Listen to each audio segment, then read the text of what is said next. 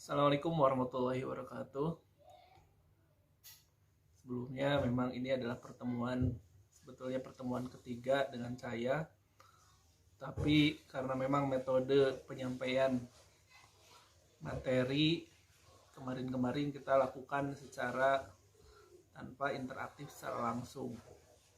Nah, hari ini kita coba jelaskan kaitan dengan bagaimana administrasi keuangan sektor publik itu supaya lebih interaktif. Nah, sebelumnya salam kepada rekan-rekan semuanya. Saya kenalkan, mungkin saya pernah mengenalkan diri sebelumnya. Nama saya adalah Saiful Hidayat. Ya, saya juga mungkin selain mengajar juga saya adalah camat di Kecamatan Pasirwangi. Nah, rekan-rekan yang sebagaimana materi yang disampaikan sebelumnya, sebetulnya kita akan berbicara terkait dengan bagaimana anggaran sektor publik. Nah, anggaran sektor publik itu sebetulnya kalau misalnya di general, sebetulnya yang namanya publik itu tidak hanya pemerintahan. Tetapi yang namanya publik adalah di dalamnya adalah segala sesuatu yang mengelola uang publik. Yang mengelola uang publik itu kan tidak hanya pemerintah, tapi di dalamnya juga ada lembaga swadaya masyarakat dan juga ada yayasan yang mengelola lembaga keuangan publik. Nah, kita akan coba persempit ini itu dalam konteks perkembangan anggaran sektor publik itu pada sektor pemerintahan. Nah, ini karena memang rekan-rekan apalagi praktisi di bidang pemerintahan, ada yang di desa, ada yang di kecamatan, juga ada juga yang di kabupaten. Nah, materi kita hari ini adalah kaitan dengan perkembangan anggaran sektor publik. Nah, sistem anggaran sektor publik dalam perkembangannya telah menjadi instrumen kebijakan multifungsi yang digunakan sebagai alat untuk mencapai tujuan organisasi. Artinya, anggaran itu adalah sebagai bagian dari alat untuk mencapai tujuan organisasi. Hal tersebut tercermin pada komposisi dan besarnya anggaran yang secara langsung merefleksikan arah dan tujuan pelayanan masyarakat yang diharapkan. Kita bisa mengenali suatu arah pemerintahan itu lihat dari bagaimana anggaran itu diarahkan. Pada arah mana? Kalau misalnya diprioritaskan kepada sektor pelayanan masyarakat, ya pelayanan yang di bidang apa? Sehingga kita akan melihat, oh ternyata memang suatu pemerintahan, suatu organisasi itu memiliki orientasi kepada hal itu. Nah, anggaran sebagai alat perencanaan kegiatan publik yang dinyatakan dalam satuan moneter sekaligus dapat digunakan sebagai alat pengendali. Nah, itu yang disebut dengan sistem anggaran sektor publik. Nah, ada beberapa perbedaan di dalam anggaran sektor publik. Nah, ini ada yang disebut dengan anggaran tradisional atau anggaran konvensional. Ada yang juga yang disebut dengan pendekatan baru yang sering dikenal dengan pendekatan New Public Management. Nah, rekan-rekan harus tahu dua pendekatan itu. Yang anggaran tradisional seperti apa, kemudian yang anggaran yang New Public Management juga seperti apa. Nah, anggaran yang sifatnya tradisional yang banyak digunakan di daerah atau negara berkembang dewasa ini. Ciri utamanya, satu, cara penyusunan anggaran yang didasarkan atas pendekatan inkrementalis. Ya, yang bagaimana yang inkrementalis itu? Nah, biasanya dengan menambah atau mengurangi dari tahun anggaran sebelumnya. Misalkan, anggaran tahun ini 10 miliar.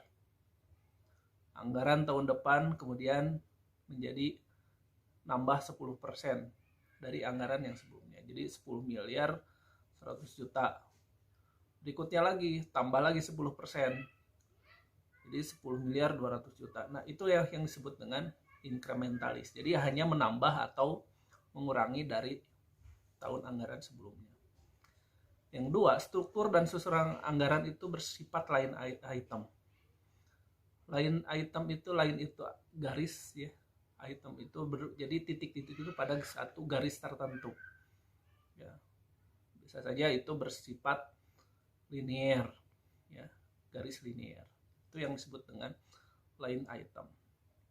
Nah, ciri-ciri lain yang melekat pada pendekatan tradisional adalah satu, cenderung sentralistik. sentralistik itu artinya terpusat. Jadi segala keputusan itu terpusat. Nah, yang kedua bersifat spesifikasi, artinya spesifik. Ya, biasanya kalau misalnya yang spesifik itu orientasi yang sedikitnya lebih kecil, skupnya lebih mini gitu ya. Tapi untuk yang sifatnya besar ini lebih rumit. Kemudian tahunan. Tahunan itu karena memang orientasinya itu hanya tahun ini saja. Nah, hanya untuk berorientasi satu tahun, sehingga tidak berorientasi masa depan.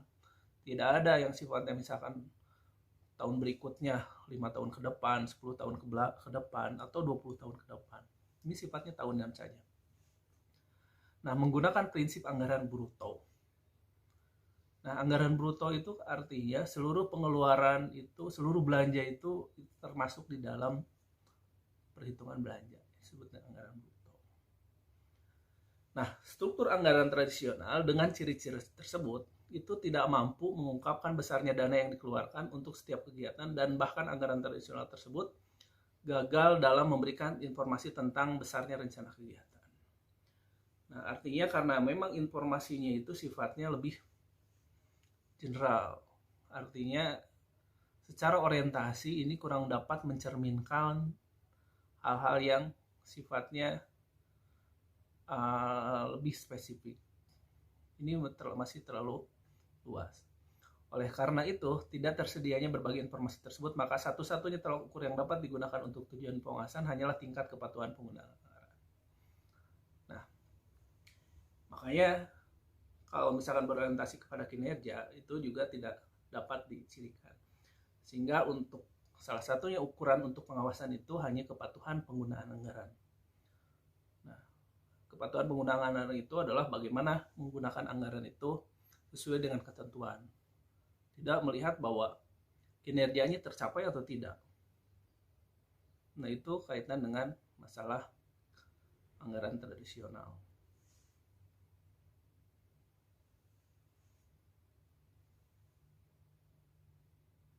Nah, rekan-rekan juga harus tahu bahwa apa saja sih kelemahan dari anggaran tradisional. 1. Hubungan yang tidak memadai atau terputus antara anggaran tahunan dengan rencana pembangunan jangka panjang. Karena bersifatnya tahunan, sehingga untuk rencana pembangunan jangka panjang itu seolah-olah terputus. Kita tidak berpikir orientasi masa depan, hanya berpikir orientasi tahunan saja. 2. Pendekatan inkremental menyebabkan sejumlah besar pengeluaran tidak pernah diteliti secara menyeluruh efektivitasnya. Nah, ini adalah pendekatan yang seolah-olah cari simpelnya saja.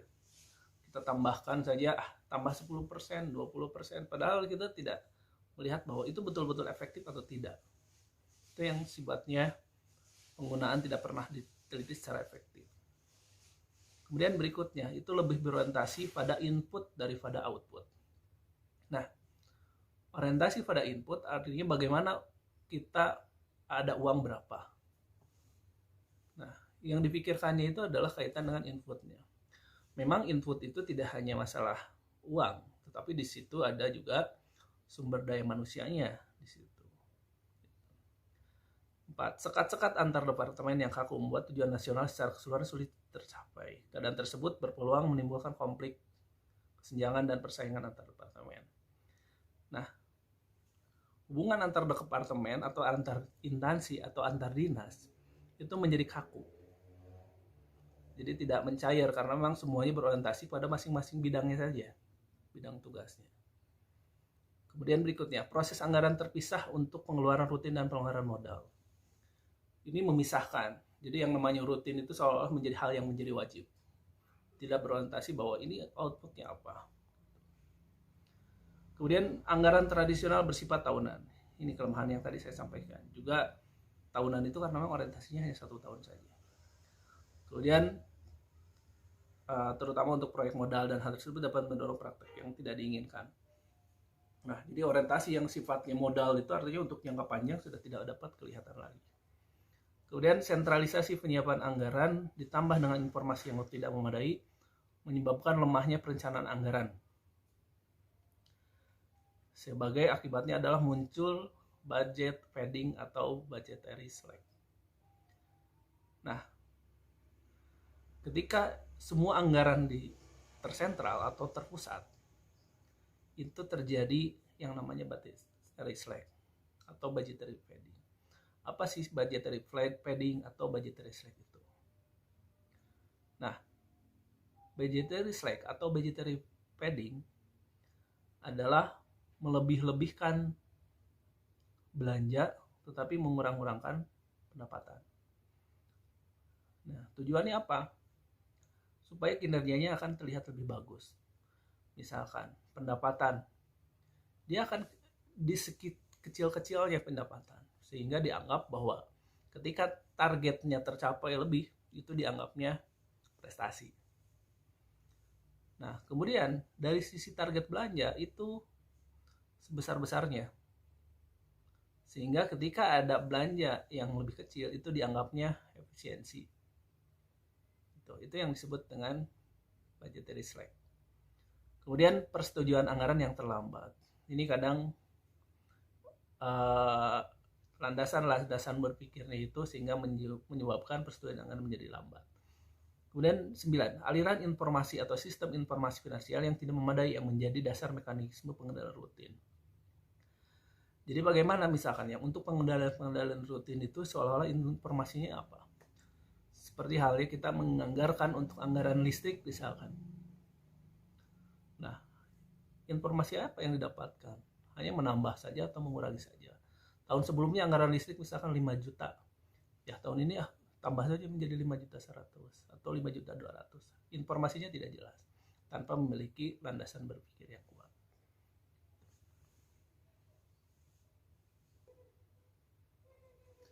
Ya, kita lanjutkan dengan anggaran dengan konsep New Public Management. Nah, model ini dikenal tahun 1980-an dan kembali populer tahun 1900-an. Nah, untuk kaitan dengan New Public Management, ini berfokus pada sektor publik yang berorientasi pada kinerja, bukan berorientasi kepada kebijakan. Penggunaan paradigma New Public Management menimbulkan beberapa konsekuensi. Di antaranya adalah tuntutan untuk melakukan efisiensi, pemangkasan biaya, dan kompetensi tender.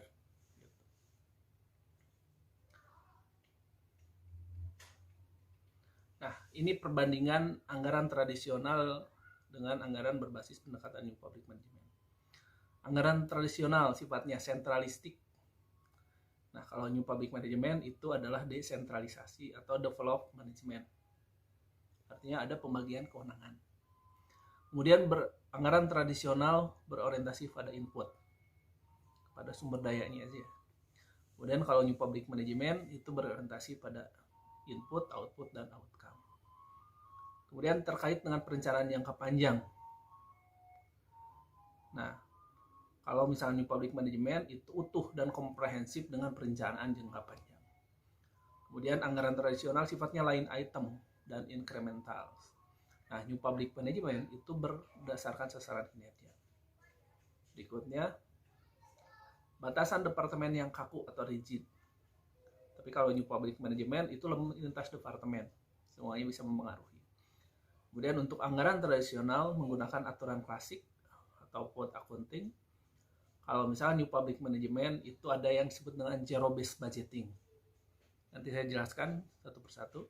Kemudian ada yang disebut dengan planning, programming, budgeting system. Kemudian ada juga yang disebut dengan anggaran berbasis kinerja. Kemudian prinsip anggaran bruto, anggaran tradisional. Tapi kalau misalnya New Public Management itu adalah sistematik dan rasional. Untuk anggaran tradisional itu bersifat tahunan. Tetapi kalau New Public Management itu bersifat bottom up budgeting, artinya bersifat dari bawah, usulan itu terkait dengan proses penganggaran. Anggaran tradisional bersifat spesifik. Nah, kalau New Public Management itu lebih sifatnya general.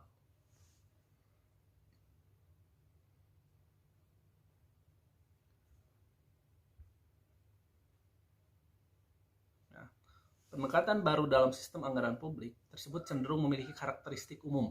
Ini karakteristik untuk New Public Management. Satu, komprehensif atau komparatif, menyeluruh atau bisa dibandingkan.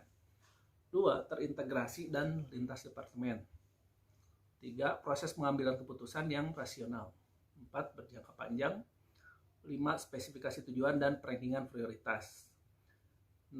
Ada analisis total cost dan benefit, atau misalkan disebut dengan analisa terkait dengan biaya dan manfaat, dan opportunity cost atau biaya kesempatan.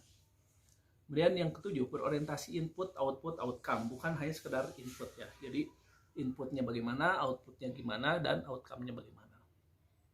Kemudian yang berikutnya adalah adanya pengawasan kinerja. Nah, itu kaitan dengan kita menjelaskan kaitan dengan perbedaan antara anggaran dengan tradisional dan anggaran New Public Management. Nah, untuk kedepannya kita akan coba jelaskan satu persatu kaitan dengan anggaran New Public Management. Itu ada zero based budgeting, ada anggaran berbasis kinerja, ada yang disebut planning, programming, budgeting system. Nah, sementara itu dulu yang saya sampaikan. Semoga ini memberikan pemahaman buat rekan-rekan semuanya. Sampai jumpa lagi. Kalau ada hal-hal yang ditanyakan, silakan rekan-rekan chat di dalam Google Classroom. Silakan, mohon rekan-rekan untuk semuanya untuk aktif memberikan respon terkait dengan apa yang disampaikan. Terima kasih. Wassalamualaikum warahmatullahi wabarakatuh.